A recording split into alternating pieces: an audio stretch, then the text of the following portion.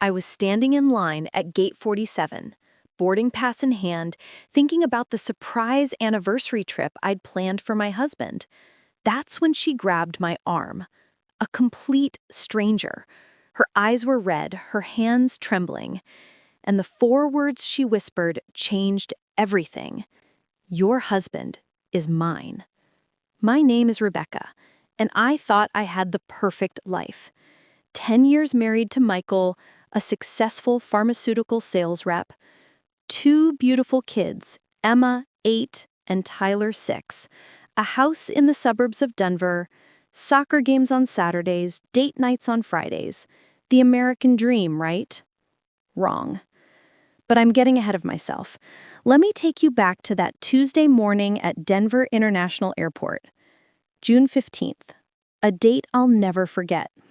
I was flying to Chicago for my sister's baby shower, a quick overnight trip. Michael had encouraged me to go. You need a break, Becca, he'd said, kissing my forehead. I've got the kids. Go have fun.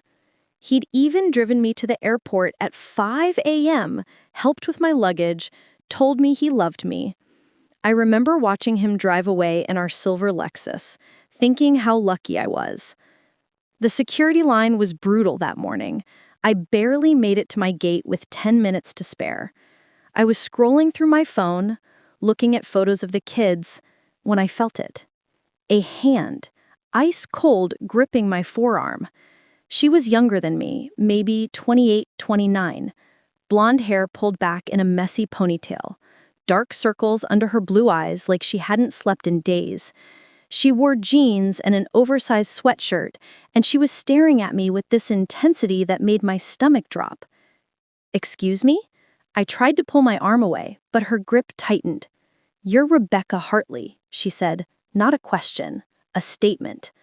My blood went cold. How do you know my name?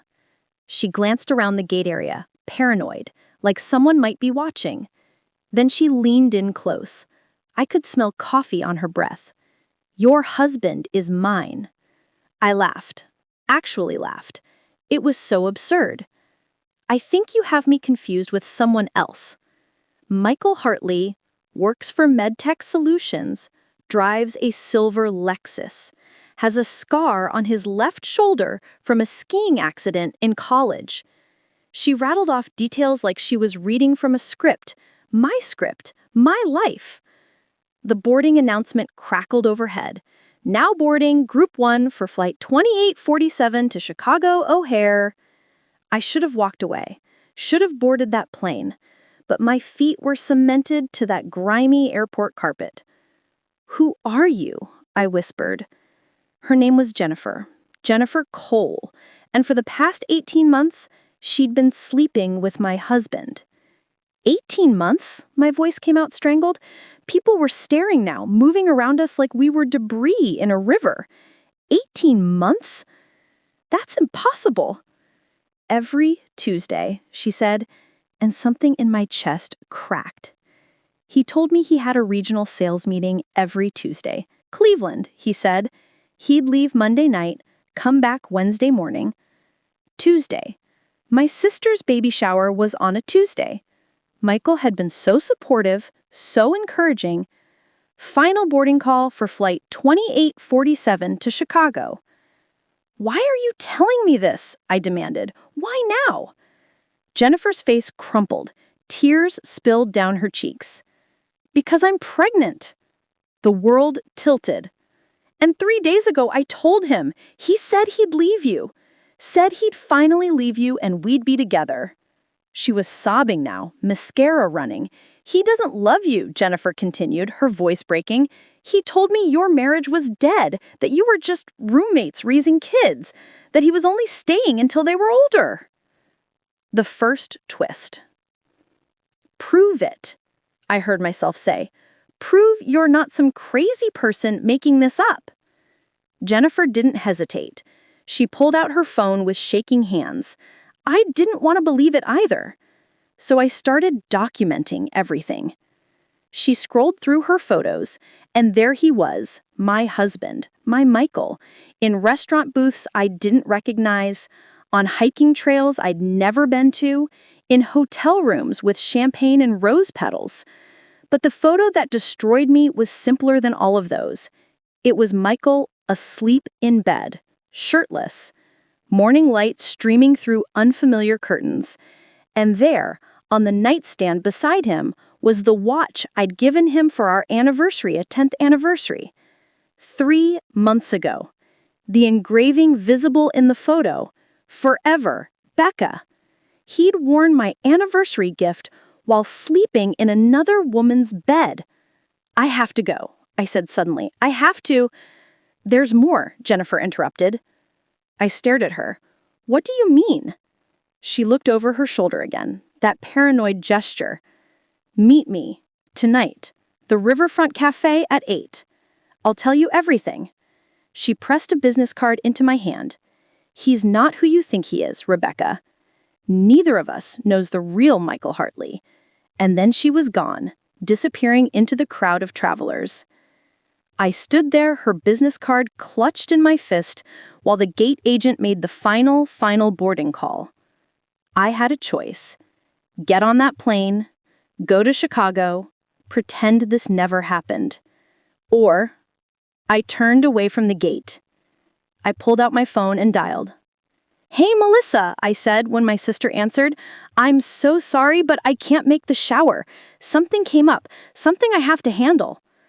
Because Jennifer was right about one thing. I didn't know my husband at all. And I was about to discover that the affair was just the beginning. I didn't board that plane to Chicago. Instead, I spent the day unraveling my entire marriage. What I found made the affair look like a harmless lie. Because my husband wasn't just cheating on me. He was living a double life that put us all in danger. I took an Uber back to our house in Thornton.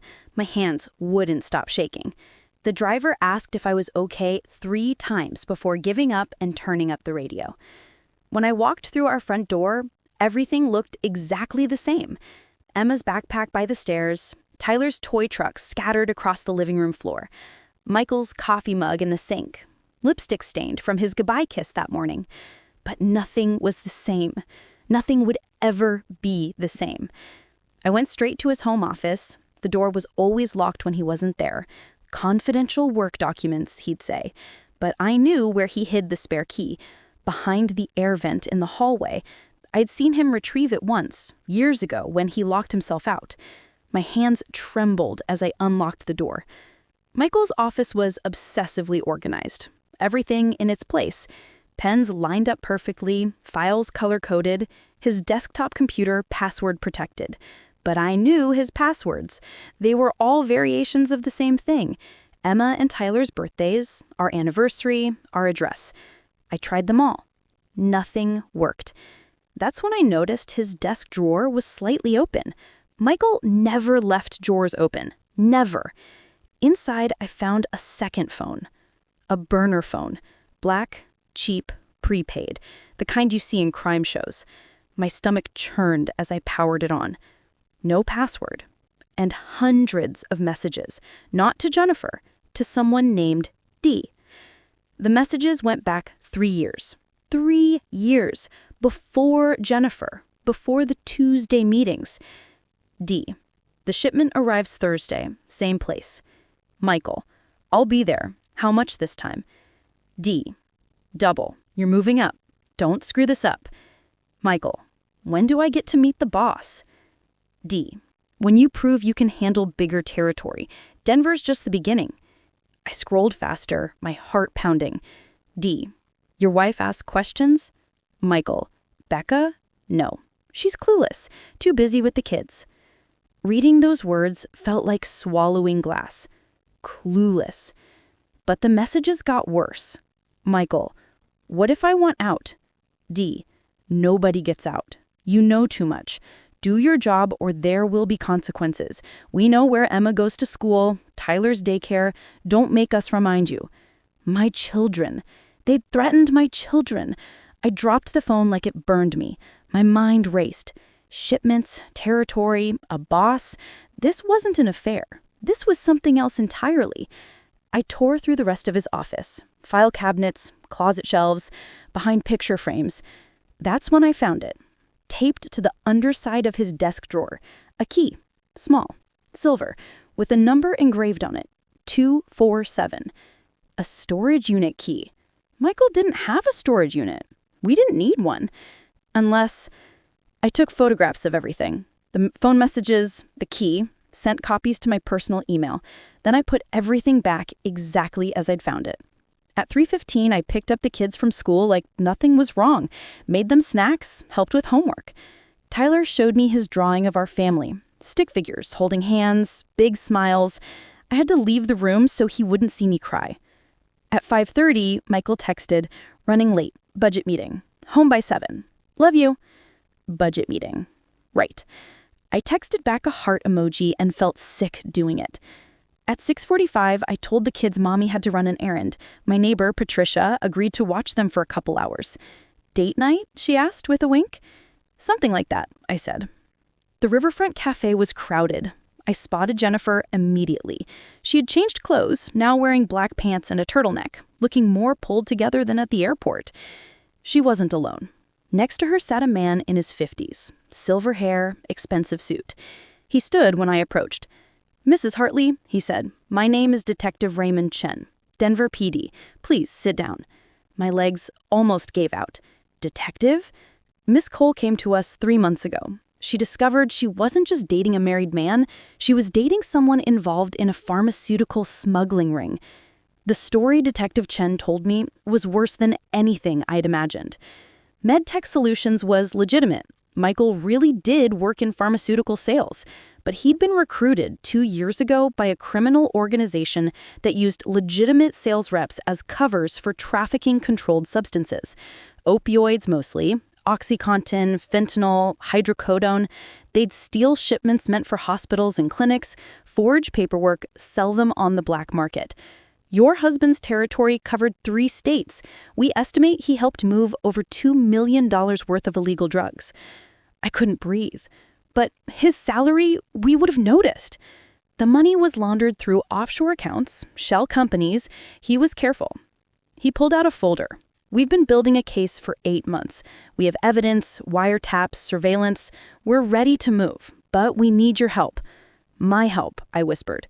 Jennifer leaned forward. I'm working with them. I've been wearing a wire, recording conversations. But Michael is getting suspicious. He knows someone's closing in. That's why he won't leave you. He needs to maintain his cover, his normal life. That's also why he threatened her when she told him about the pregnancy. He can't afford complications right now. Miss Cole believes he may have been planning something drastic. The room spun. Drastic how? Jennifer's voice dropped. "Rebecca, I think he was going to kill me. Make it look like an accident. And I think," she paused, swallowed hard, "I think your might be next." "We need you to wear a wire," Detective Chen said. "Get him talking about the business, the threats, anything. With your testimony and recorded evidence, we can arrest not just your husband, but the entire network." "And if I say no?" I asked. "Then we arrest him anyway. But without additional evidence, he might cut a deal, testify against his partners, get a reduced sentence. He could be out in 5 years." Detective Chen's eyes were sympathetic, but firm. "With your help, we put him away for decades. We protect you, your children, and dozens of other families." I thought about Emma and Tyler, about the stick figure family with big smiles, about how Michael had held them this morning, kissed their foreheads, and told them to be good for Mommy. The same man who'd threatened a pregnant woman, who'd helped poison communities with illegal drugs, who'd put our family at risk for money. "What do I have to do?" I asked. Detective Chen laid it out. "Tomorrow night, Friday, date night. I'd suggest going to our favorite restaurant. Wear the wire, ask questions. Act like I'd found the burner phone. Push him. Get him to admit everything. He might get aggressive," Chen warned. "We'll have officers nearby. If anything feels dangerous, use your safe word. We'll move in immediately." "What's the safe word?" "Chicago," Jennifer said softly, "since you were supposed to be there." The irony was not lost on me. Chen gave me a card. "Think it over tonight. Call me by 8 a.m. with your decision. Either way, we move on Monday. But Rebecca," he stood, "he's not the man you married. Maybe he never was. Don't let guilt or loyalty cloud your judgment." After they left, I sat alone in that cafe for an hour, drinking cold coffee. My phone buzzed. "Michael, home now. Kids are asking for you. Where are you?" I typed back, "On my way." Had to clear my head. "Everything okay?" I stared at those two words. Everything okay. No, nothing was okay. Nothing would ever be okay again. But I knew what I had to do. I went home that night and kissed my husband, pretended everything was normal, because the next evening, I was going to wear a wire, get him to confess to crimes I still couldn't fully believe, and watch police arrest the father of my children. But what happened during that dinner revealed a twist nobody saw coming, not even the detective. I called Detective Chen at 7:53 a.m. "I'll do it," I said. No hesitation, no second thoughts. "You're doing the right thing, Mrs. Hartley." Was I? I watched Michael make pancakes for the kids, flipping them high in the air while Emma and Tyler squealed with delight. He looked so normal, so dad-like. "Mommy, Daddy's making Mickey Mouse pancakes," Tyler shouted. Michael caught my eye and smiled. That same smile I'd fallen in love with 12 years ago. "Date night tonight?" he asked. "Bella Rosa? 7 o'clock?" Our favorite Italian restaurant, where we'd had our first date, where he'd proposed. "Perfect," I said, my voice surprisingly steady. At 4 p.m., I met Detective Chen and Jennifer in an unmarked van 3 blocks from our house. Chen fitted me with a wire, a tiny microphone disguised as a pendant necklace. "It's voice-activated," he explained. "Just have a normal conversation. We need him to reference the drugs, the organization, the threats, anything incriminating." My hands shook as he adjusted the necklace. Jennifer squeezed my shoulder. "You're brave," she said. "Braver than I was." "Are you keeping the baby?" I asked suddenly. She looked surprised, then nodded. "Yeah, I am. Even though the father is a criminal who threatened to kill me, I'm keeping my baby." She laughed bitterly. "Stupid, right?" "No, not stupid. Brave." We shared a moment, 2 women connected by the same terrible man, bonding over the wreckage of our lives. Bella Rosa was crowded. Friday night, date night for dozens of couples. Michael had made reservations weeks ago, our table by the window, overlooking the river. He pulled out my chair, ordered my favorite wine, reached across the table to hold my hand. "You seem tense. Everything okay?" I took a breath. "Actually, I need to talk to you about something." His expression shifted, just slightly, a flicker of concern. "Okay." "I found something yesterday. In your office." The concern deepened. "Becca, what were you doing in my office?" "I was looking for a charger, and I found a phone. A phone I've never seen before." I watched him carefully. "Who's Dee?" The color drained from his face. For 5 seconds, he said nothing. Then, That's work, a client, confidential." "Michael, I read the messages. Shipments, territory, threats about our children." My voice rose. Other diners glanced over. "What have you gotten us into?" The confession. He grabbed my wrist. Too tight. "Keep your voice down. Let go of me." He did immediately, glancing around nervously. "Not here. We can't talk about this here." "Then where? When? How long has this been going on?" I could see him calculating, weighing options, trying to decide how much I knew, how much to admit. 2 years, he finally said. "It started 2 years ago. I was in debt, bad investments, some gambling. They approached me with an opportunity, easy money. Just look the other way on some inventory discrepancies. And then it grew. They wanted more. I tried to stop, Becca, I swear, I tried. But they threatened you, the kids, said they'd make it look like an accident." His voice cracked. "I was protecting you." By working with drug dealers? By smuggling illegal opiates? He flinched at those words. How much do you know? This was it, the moment Chen needed. I know about the smuggling ring, the offshore accounts, the shell companies. I leaned in. Who's the boss, Michael? Who runs this operation? His eyes widened. How do you... He stopped, stared at my necklace, at the pendant, at the wire. You're recording this, he whispered. Oh my God, you're working with the police? Everything happened fast.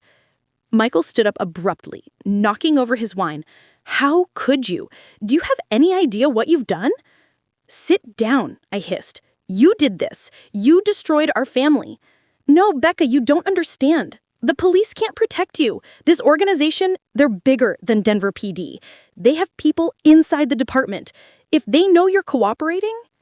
Chicago, I said loudly. The safe word. But Michael grabbed my arm. We have to go, now. Both of us, the kids. We have to disappear before... The restaurant door burst open. But it wasn't Detective Chen.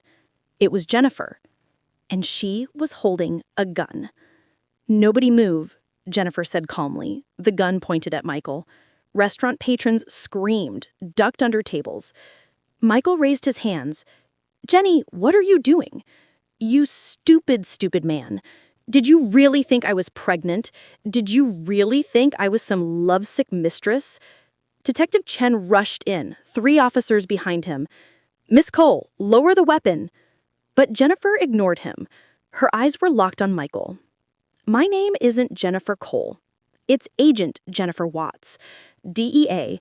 I've been undercover for 18 months, and you're not my target. You never were. She turned to me, to Detective Chen. He is. The gun swung toward Chen. Detective Raymond Chen has been running this drug operation for 3 years, using cops as covers, using desperate pharmaceutical reps as pawns. And when their dealers get caught, he's the one who makes the evidence disappear. Chen's face remained neutral. That's insane. I'm trying to help. You own the storage unit, Watts interrupted. Number 247. The key in Michael's desk? You planted it. Insurance policy. If he ever tried to flip, you'd claim he was the mastermind. The evidence in that unit links back to him, not you. Everything clicked into place. The too convenient meeting at the cafe, Chen pushing me to wear a wire, making sure Michael would be caught on tape confessing, while Chen himself stayed clean. Real police, federal agents, swarmed the restaurant. They arrested Detective Chen, read him his rights while he stared at the floor, emotionless. They arrested Michael, too. I'm sorry, he said as they cuffed him. Becca, I'm so sorry. I thought I was protecting you, but I made everything worse. I know, I said, and I meant it. He was weak, stupid, criminal, but in his own twisted way, he'd been trapped too. Agent Watts approached me. Mrs. Hartley, you helped expose a corrupt police detective and a major drug operation. Your testimony will be crucial at trial. What happens now? I asked. Now? You get a divorce lawyer, a good therapist, and you explain to your kids why Daddy won't be home for a very long time. She softened. I'm sorry. I know this isn't the outcome you wanted.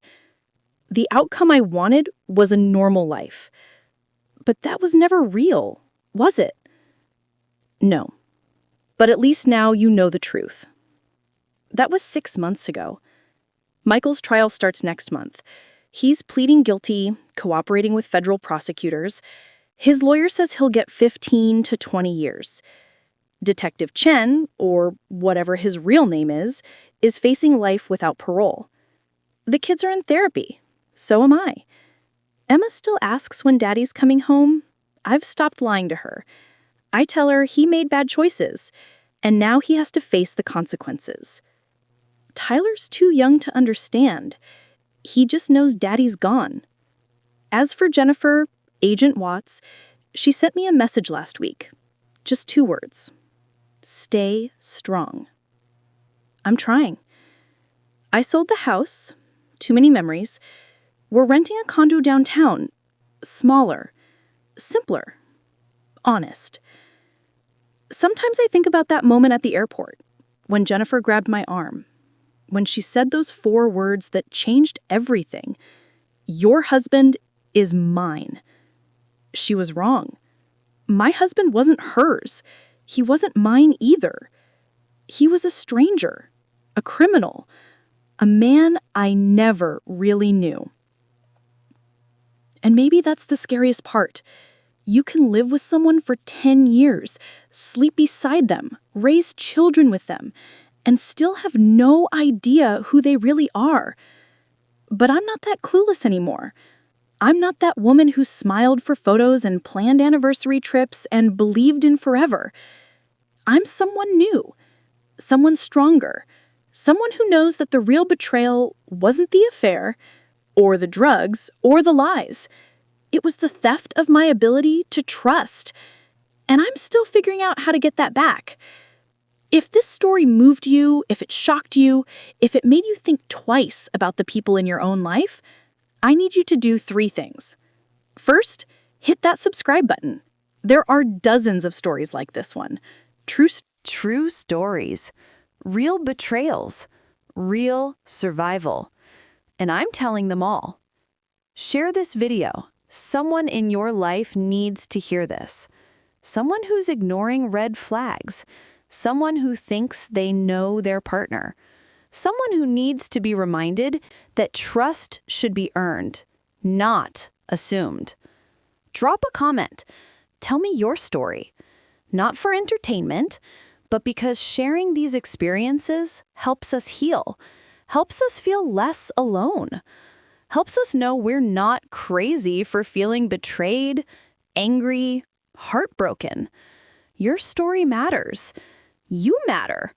And you're stronger than you know.